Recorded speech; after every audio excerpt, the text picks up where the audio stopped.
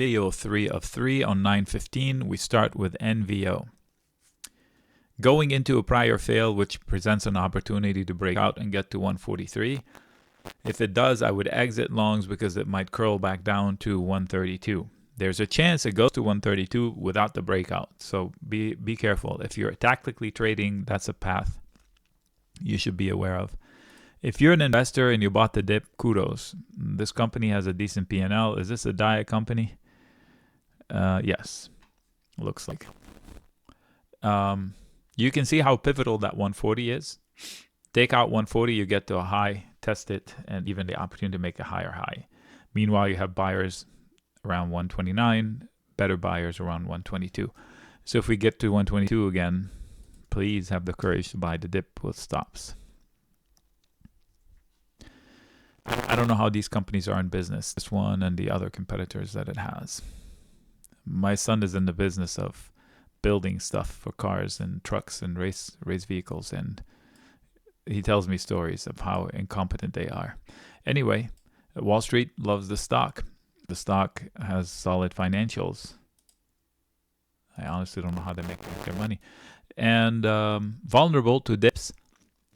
Anything below 1070 is an opportunity to start getting long. And I think sellers are at 1150 and sellers are at 1160. You take out 1160, maybe you end up at 1210. So they're swinging it higher highs and higher lows. Time your swings accordingly. How can you do that? Just buy the next dip to make a higher high. Paramount. So this is a company that's pretty amazing. So they said we're shutting down operations or something along those lines, and the stock doesn't even blink. I don't get it. I did say it's a good buy opportunity because they have good content, bad player, they might be bought out. Maybe that's why. I just don't know what's going on here. Wait, is this the one that just actually got controlled by somebody from Oracle's, like Oracle's Ellison's son? Is this the one? Did he end up buying it? Anyway, a solid bet on the future. Buy it, shares, and forget about it. Speculative bet nonetheless. Path. So what's it going to take out the earnings candle higher, that spike? And look at how this spike matches that candle right there to a penny.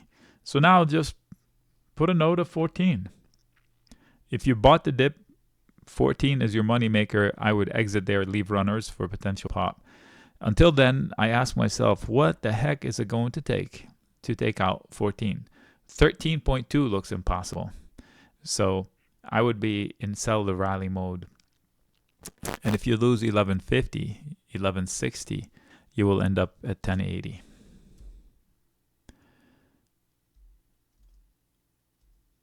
Okay, what's the question here? I'm always wondering what the question is. The stock runs 110% almost with no income, and you send it here. I don't know what you're asking me. I don't know. I don't think the chart will help you. Well, this chart, I would have exited on Friday. You're going into a massive mountain, but Nick, it can get to 1150. Yeah, it's going to have to do it without me because it could also get to 6. Since in 3 ticks, it rallied, it doubled.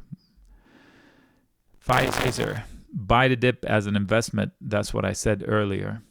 Here, okay, higher lows, lower highs, move coming, kind of like Boeing, direction unknown.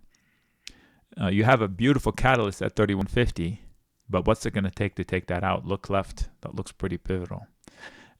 If you take it, you probably get to 3450. Buy the next dip as an investment. I said buy half the shares you want to buy and double them if you lose the support. And it didn't, it bounced. I guess you could drift to 27 as well. That would be a pretty good entry. I would short it if I'm not already short, but that's the XLTP thing I showed you. So the markets broke out for the last 2 years based on AI this and AI that. And NVIDIA is the mother of all AIs, and it's miles away from its all-time high. And we have now Staples and Walmart leading the rally, and banks were leading the rally. Just like when I say you don't want your banks leading a growth in AI rally, you don't want your Staples leading a growth in AI rally.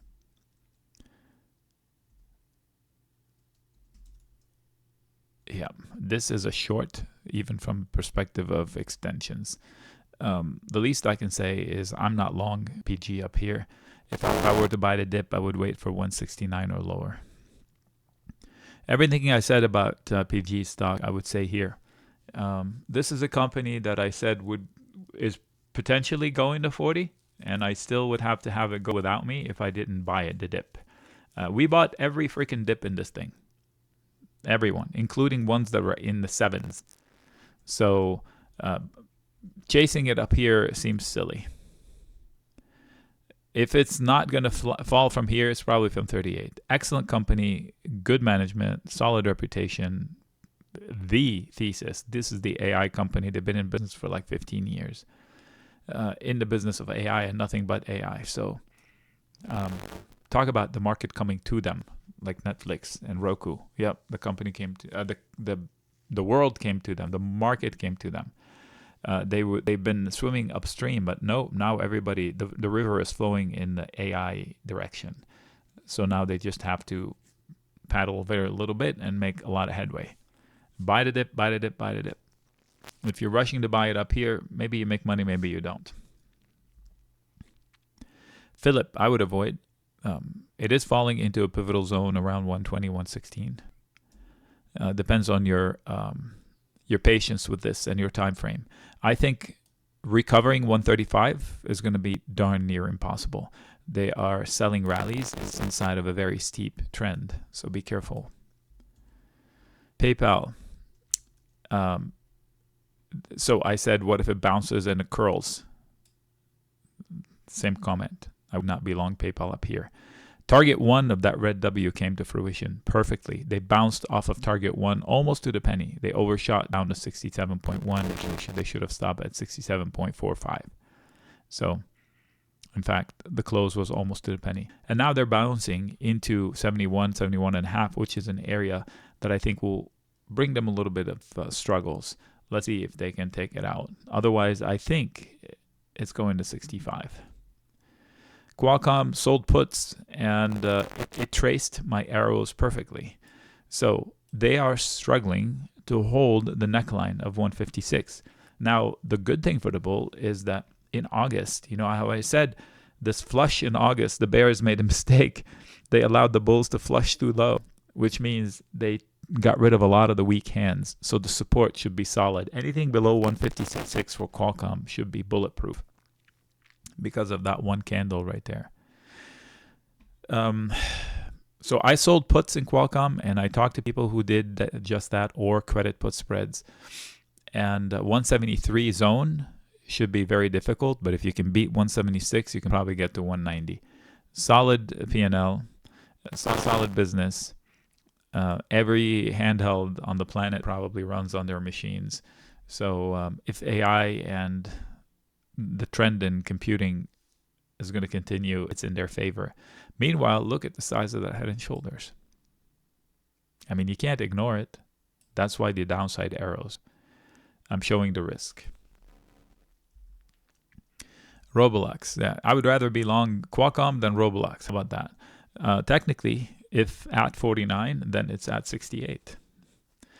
Opportunity. That's a weekly breakout opportunity. But for the last 5, 6, 7, 8, the last 9 times dating back to 2022, mid 2022, it has failed in this zone. So if I go to a daily, you'll see. Failed. Now they're going to break out? Maybe. But I wouldn't bet on it with my money. You can. Redfin, who is this? Real estate? I would short that. I would flat out short that with like puts in the money. I will keep shorting it until I make money. With puts, I wouldn't short the stock outright. If you think we're going to have a real estate boom because the Fed promised a rate cut, yeah, if that's what they're running on, holy moly. I would not be long this company unless they got a buyout. It's up 25%. Did they get a buyout last week? That's an unusual move. So figure out what happened.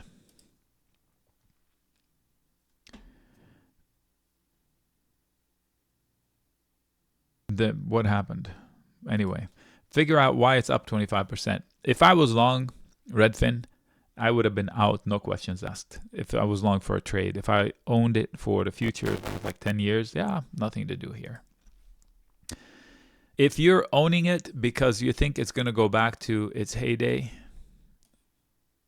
of 96, let's see when it goes. This is almost like, what is that pot company that went to 300 now? Something with a TR. Yeah. I don't think it's ever going back to its all-time high, and I mean ever.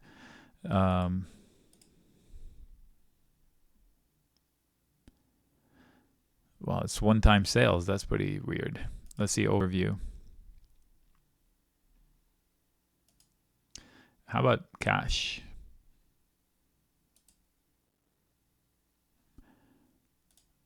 Let's see.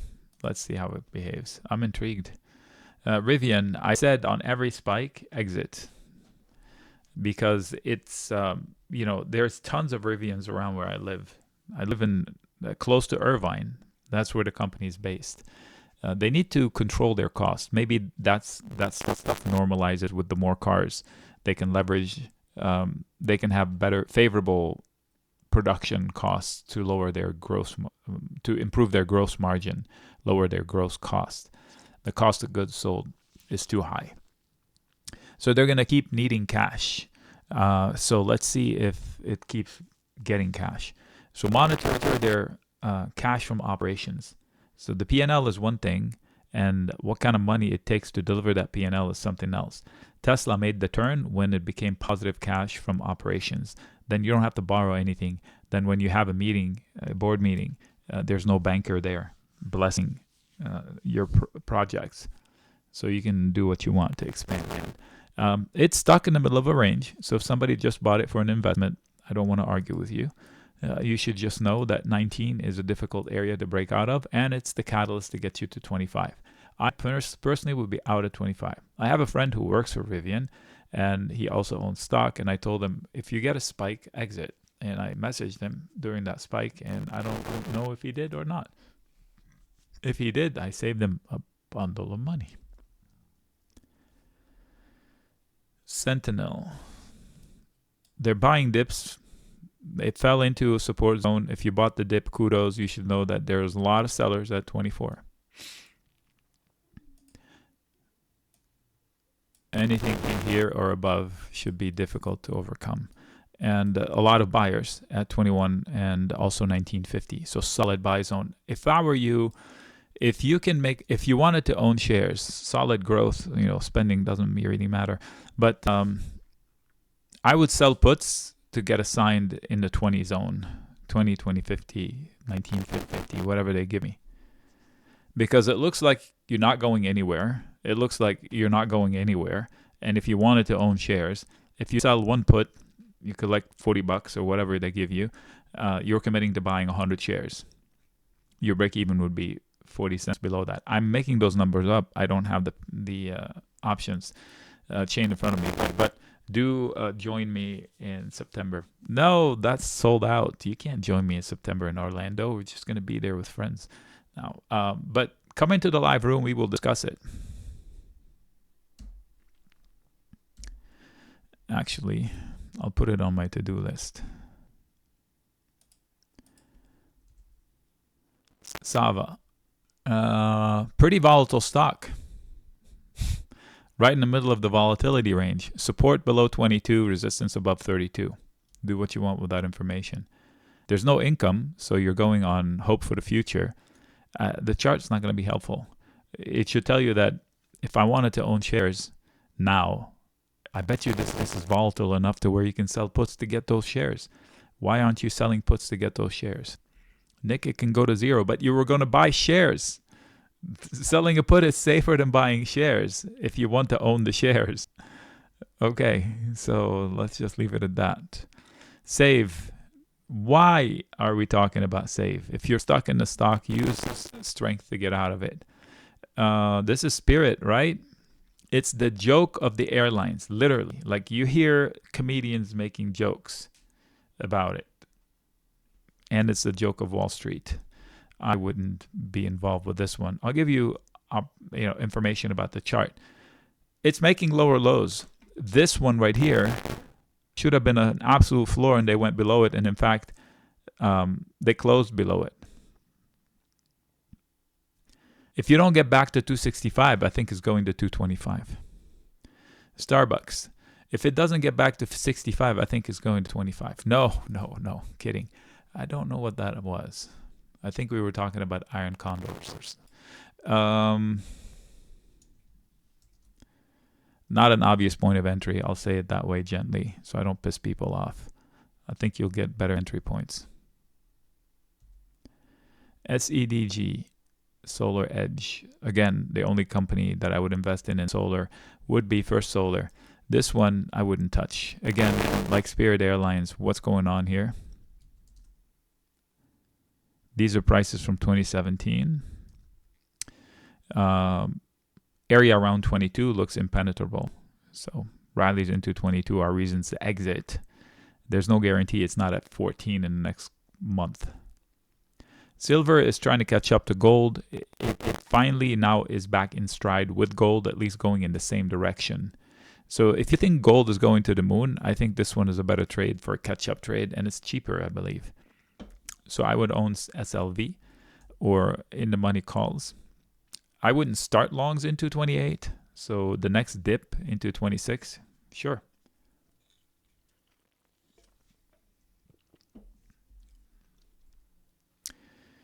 So this is a buy the dip company. I wouldn't, for me, for several reasons. The main one is it's splitting 10-1.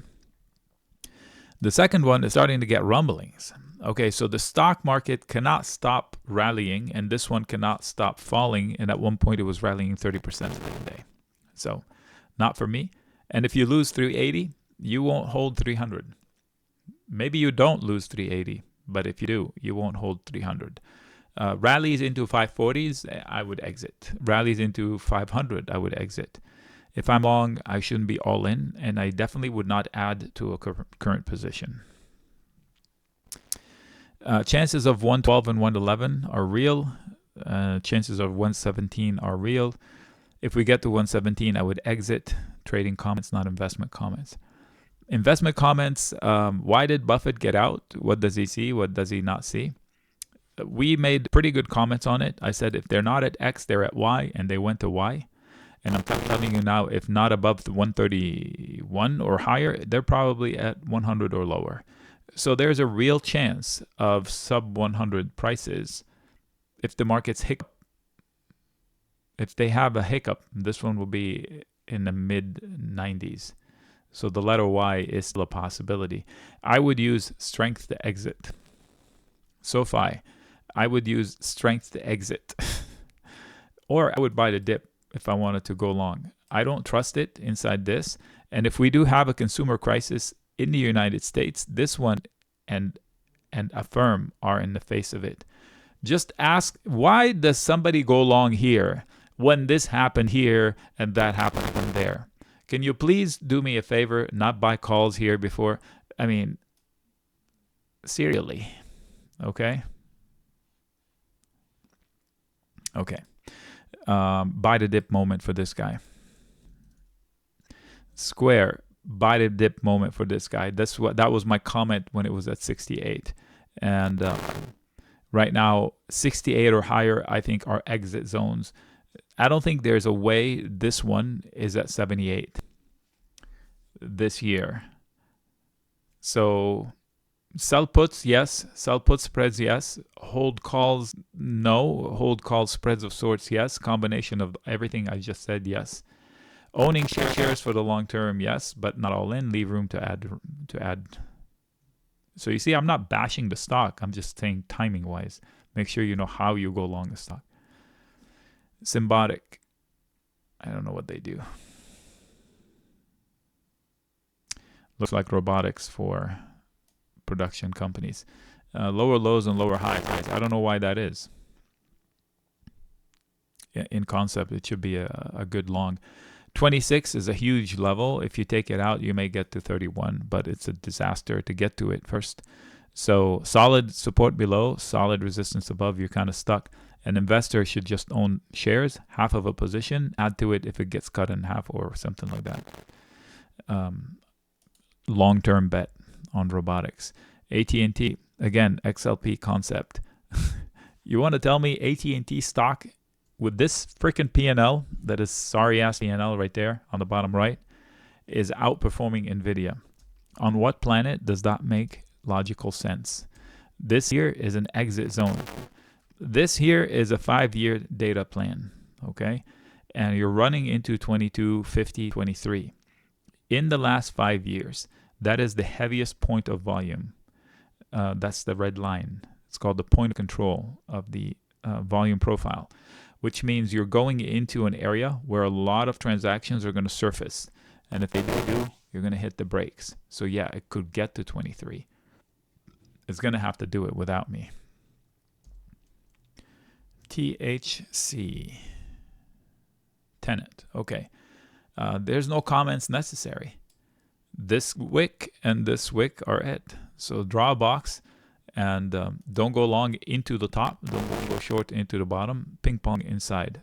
Swing trade it inside. You know, the top 1/3 and the lower 1/3 are your entry and exit spots. A better short than a long up here. I could buy a put spread with a couple of months on the clock. I can sell a call spread with a couple of months on the clock. Actually, I would sell a call spread with 28 days on the clock or so to avoid the earnings, and own a debit put spread for more than a month to capture the earnings. That's how I would trade that one. I don't know anything about the investing aspect of it because I don't know the company. Solid trend, higher lows, higher highs, and we're just trading the trend. So how about this? If it gets to 305, exit, because you're going to get a dip to 207 after the fact, 70 after the fact, or fade it for another dip towards 270 and see if you can capture the rally. It depends on what you want to do. Trade the range, and it's an ascending range. Tesla. Neck-breaking stock in the last couple of weeks, and I mean it, neck-breaking. Target 1 was met, half of target 2 was met of the red W, and now they're trying to break out of it. I think you can repeat the short here. I would not be long Tesla into 236. 236 is a catalyst that will get you 256, but I think you can bet against it. If not here, at above 240. So be careful how you do it.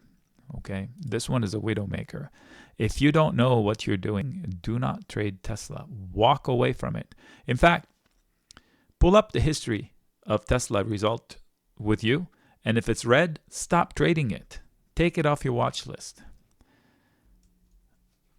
I don't know what this is. This here is not an obvious entry point, but if they do break out from it, they do have a 45 potential. Oof. Okay, so I would be looking to exit. And if you like it, why didn't you buy the dip? Put a note to buy the dip next time. United Airlines, same. Going into a prior fail, not a good starting point.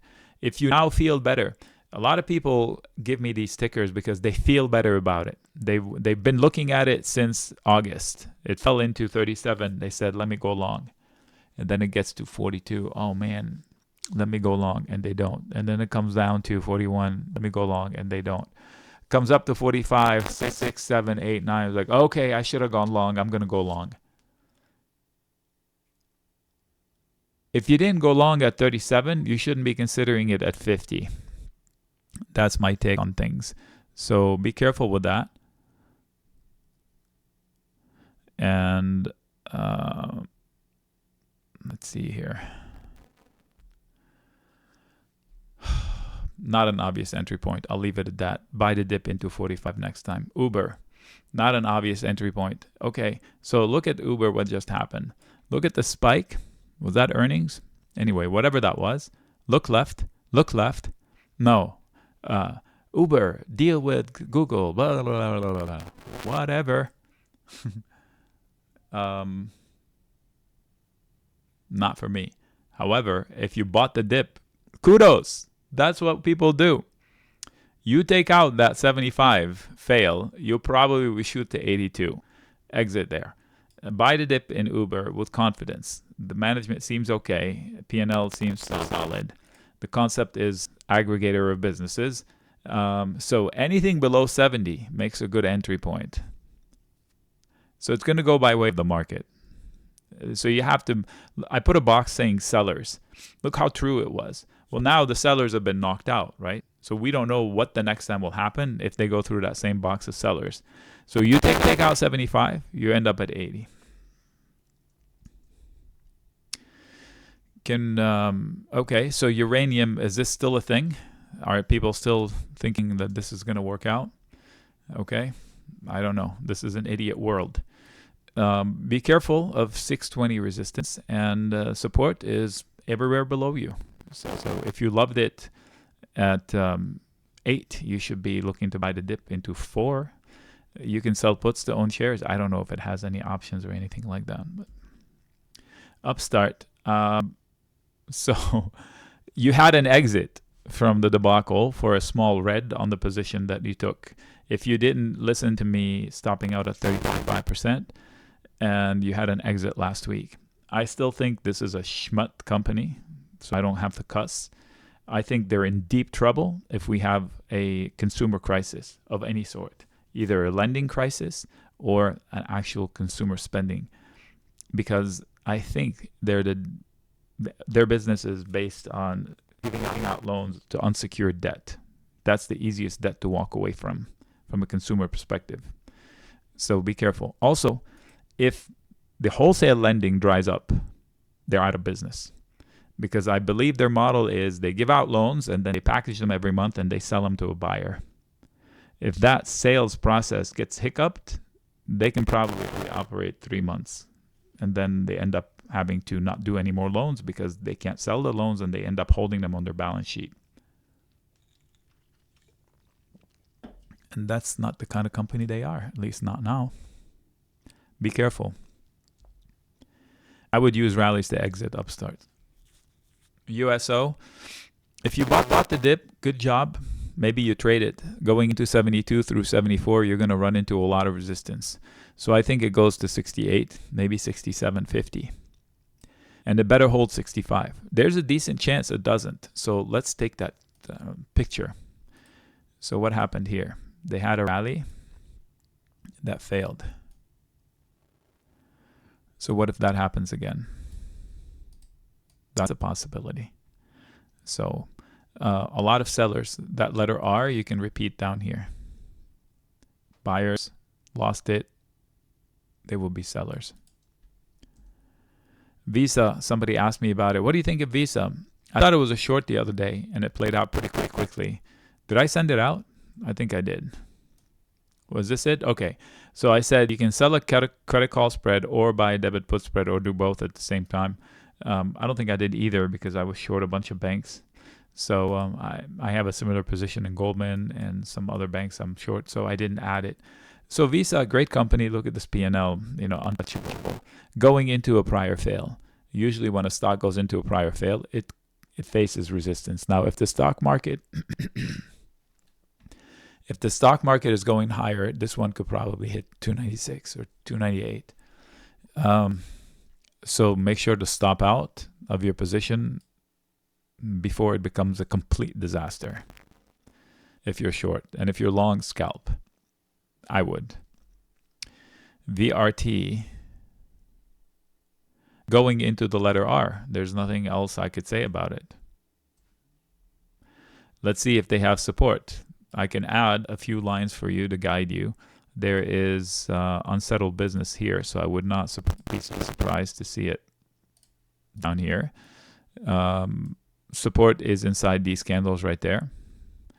And I think the zone extends through this. In fact, this zone extends through here.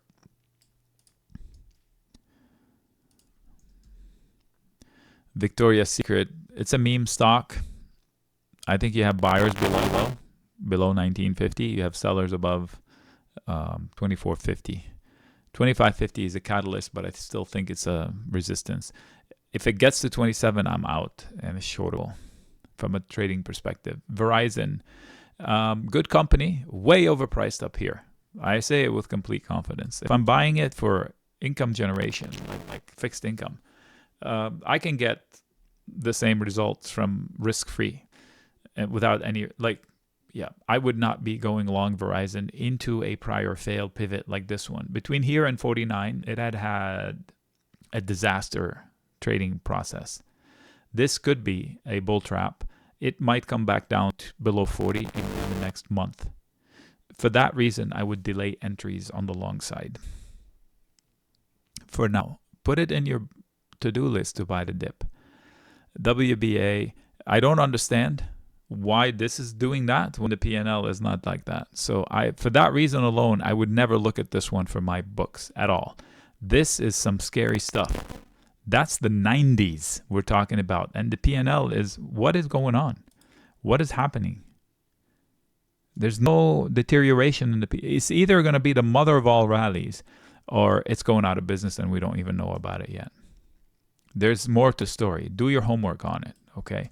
Now, if you wanted to buy, risk $1,000 in a stock that could recover massively for reasons unknown, it's a speculative bet, no different than betting on Lucid. I keep going back to Lucid because it's the underperforming company, which could have a beautiful future, but has not shown anything yet. So that's why I go to it. Speculative, legitimate bet. WBD, same. Descending wedge. I thought it was a buy and hold. So $9 is now a pivotal line. If you can beat it, maybe you get to 10. And 7 looks like a bottom that they've defended all summer. So since it's summer. So if you want to sell puts on the next dip, buy to open shares at 8.77 or in the money calls at 7.5. So if you did that, you're still okay with that. Same comments. Be long for the long term. Tranche 1 of 2.